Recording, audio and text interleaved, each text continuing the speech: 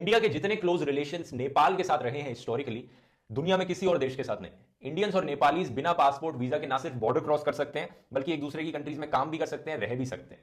लेकिन पिछले कुछ सालों से, पिछले कुछ दिनों से ये रिलेशंस खराब होने लग रहे हैं। अभी रिसेंटली नेपाल के प्रधानमंत्री ने कहा था कि इंडिया रिस्पॉन्सिबल है कोरोना वायरस फैलाने के लिए नेपाल में।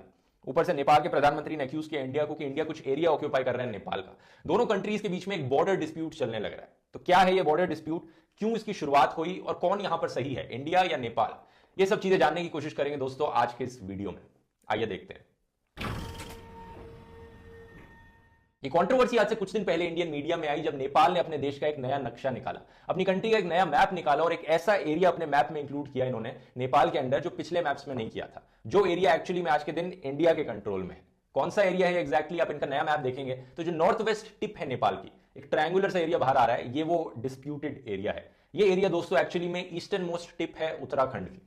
क्या है इस एरिया में? ये अराउंड 300 स्क्वायर किलोमीटर का एरिया है और जो नॉर्थ मोस्ट गांव कह सकते हो, जगह कह सकते हो है, वो है लिम्पियाधुरा। इसमें जो साउथ ईस्टर्न पार्ट है इसका वो है लीपू लेक पास, और साउथ वेस्ट पे गुंजी आता है और काला पानी है इसके साउथ में। तो इन तीन जगहों के बेसिस पे इस एरिया को डिफाइन किया गया है, लिम्पियाधुरा, लीपू लेक और काला पानी।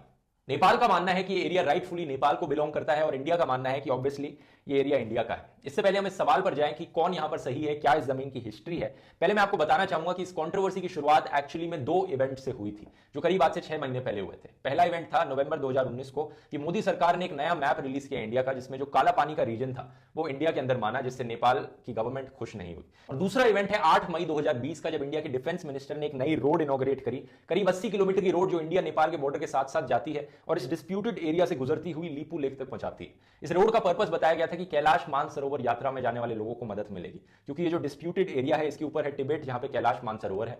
इस रोड के बनने से पहले जो कैलाश मानसरोवर पर यात्री जाते थे उन्हें सिक्किम से होकर जाना पड़ता था, 5 दिन की ट्रैक होती थी। इस रोड के बनने के बाद ये गाड़ी से इस चाइना के बॉर्डर तक पहुंच जाएंगे और उसके बाद सिर्फ 2 दिन की ही ट्रैक हुई। इस रोड के इनॉग्रेट होने के बाद नेपाल सरकार इससे बहुत नाराज हुई, क्योंकि इनका मानना था ये लीपू लेक पास नेपाल के अंदर आता है और इनका यह भी मानना था कि अगर इंडिया को रोड बनानी ही थी यहाँ पर तो नेपाल के साथ बैठकर बात करनी चाहिए थी, एग्रीमेंट करनी चाहिए थी ये करने से पहले। इसके रिस्पॉन्स पे इंडिया की मिनिस्ट्री ऑफ एक्सटर्नल अफेयर्स ने कहा कि ये जो एरिया है ये completely with in the territory of India आता है और इसलिए हमने नेपाल से कोई बात नहीं करी, हमने अपनी कंट्री के अंदर रोड बनाई है, इसकी जरूरत नहीं थी। लेकिन हालत बद से बदतर हो गई जब नेपाल में इसको लेकर प्रोटेस्ट होने लगे। 15 मई को इंडियन आर्मी चीफ ने कहा कि नेपाल में जो प्रोटेस्ट हो रहे हैं उसके पीछे चाइना का हाथ है। नेपाल में और गुस्सा हो गया इसको लेकर लोग, और फिर नेपाल की सरकार ने अपना नया मैप निकाला जिसको लेकर ये पूरा डिस्प्यूट सामने आया। तो सवाल ये उठता है यहां पर कि डिस्प्यूटेड रीजन एक्चुअली में डिस्प्यूटेड क्यों है और राइटफुली किस कंट्री को ये बिलोंग करता है।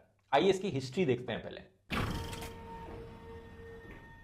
हमारी कहानी शुरू होती है आज से करीब 200 साल पहले 1800s में, जब इंडिया पर ब्रिटिश राज था। ब्रिटिशर्स ट्राई कर रहे थे नेपाल की तरफ एक्सपैंड करने की, और नेपाल में उस वक्त एक किंगडम था, किंगडम ऑफ गोरखा। ब्रिटिशर्स के बीच में और नेपाल के किंगडम के बीच में लड़ाई हुई, जिसको कहा जाता है एंग्लो नेपालीज वॉर ऑफ 1814।